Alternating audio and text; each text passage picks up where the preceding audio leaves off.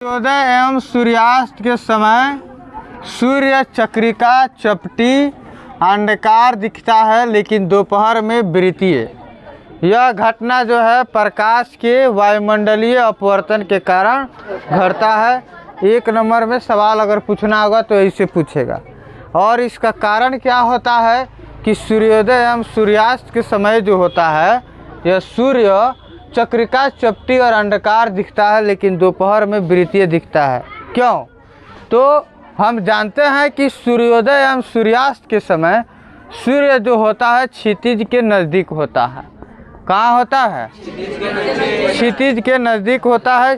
क्षितिज वैसे स्थान को कहते हैं जहाँ हमको लगता है कि पृथ्वी और आसमान लगा है कि सटा हुआ है, ऐसा प्रतीत हो, वैसे जगह को क्या कहते हैं? क्षितिज। तो जब सूर्योदय एवं सूर्यास्त होता है तो हमारा जो सूर्य होता है क्षितिज के नज़दीक होता है। तो इसके सूर्य जो होता है क्षितिज के, मान लीजिए इस सूर्य है और इस सूर्य कहाँ है? तो क्षितिज के नज़दीक है। कहाँ है? क्षितिज के नज़दीक है। तो सूर्य के ऊपरी एवं निचली भाग से निकलने वाला जो प्रकाश है यह वायुमंडल में असमान रूप से गति करता है। किसके? सूर्य के ऊपरी और निचली भाग से निकलने वाला जो प्रकाश है वायुमंडल में, ये पूरा मेरा क्या है? वायुमंडल है। ये पृथ्वी है, ये सूर्य है, बीच में क्या है? वायुमंडल है। तो यह जो प्रकाश है सूर्य से निकलने वाला जो प्रकाश है, इसके ऊपरी और निचली सिरा से निकलने वाला जो प्रकाश है यह वायुमंडल में असमान रूप से गति करता है। किस रूप में? असमान रूप से गति करता है। असमान रूप से गति करता है। असमान रूप से वायुमंडल में सूर्य के ऊपरी और निचली भाग से निकलने वाली जो प्रकाश होती है यह वायुमंडल में असमान रूप से गति करती है, जिसके वजह से सूर्योदय एवं सूर्यास्त के समय सूर्य चक्रिका एवं चपटी दिखाई देता है।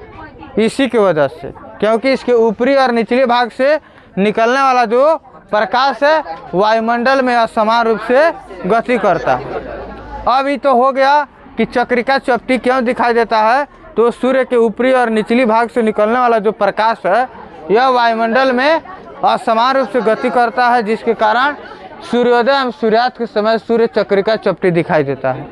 लेकिन अब सवाल है कि दोपहर में वृत्तीय दिखाई देती है। दोपहर में कैसे दिखाई देती है? तो दोपहर में सूर्य अब जाते जाते यहाँ 12 बज गया।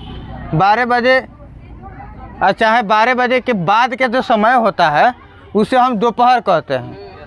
तो दोपहर में जो सूर्य होता है यह हमारे सिर के ऊपर होता है। कहाँ होता है?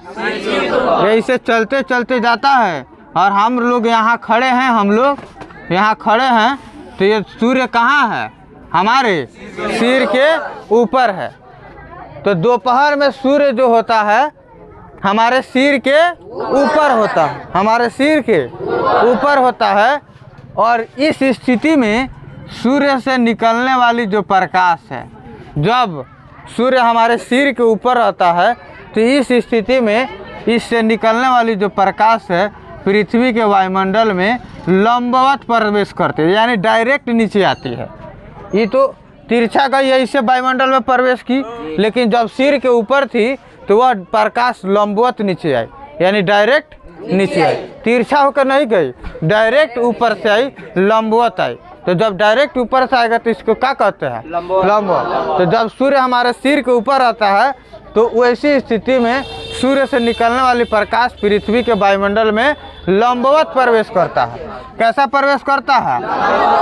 लंबवत प्रवेश करती है ना, जिससे वहाँ उसका अपवर्तन नहीं होता है। लंबवत प्रवेश करने के चलते उसका अपवर्तन, प्रकाश का अपवर्तन नहीं होता है, नहीं होता है। इसलिए दोपहर में जो अपवर्तन नहीं होगा तो इसलिए दोपहर में सूर्य कैसा दिखता है?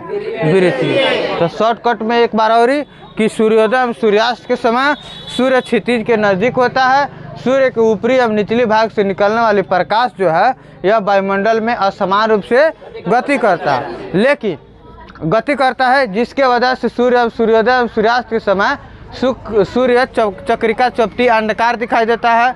लेकिन दोपहर में होता क्या है, सूर्य जो है हमारे सिर के ऊपर होता है, हमारे सिर के ऊपर होता है, जिससे निकलने वाली प्रकाश जो है वायुमंडल में लंबवत प्रवेश करती है, वायुमंडल में लंबवत प्रवेश करती है और लंबवत प्रवेश करने के कारण इसका अपवर्तन नहीं होता है और जिसकी वजह से यह दोपहर में विकृतियाँ दिखाई देती है। इस सवाल का इतना आंसर है। आप पसंद लगे तो आप शेयर, सब्सक्राइब, लाइक, कमेंट करते रहिए। थैंक यू, धन्यवाद।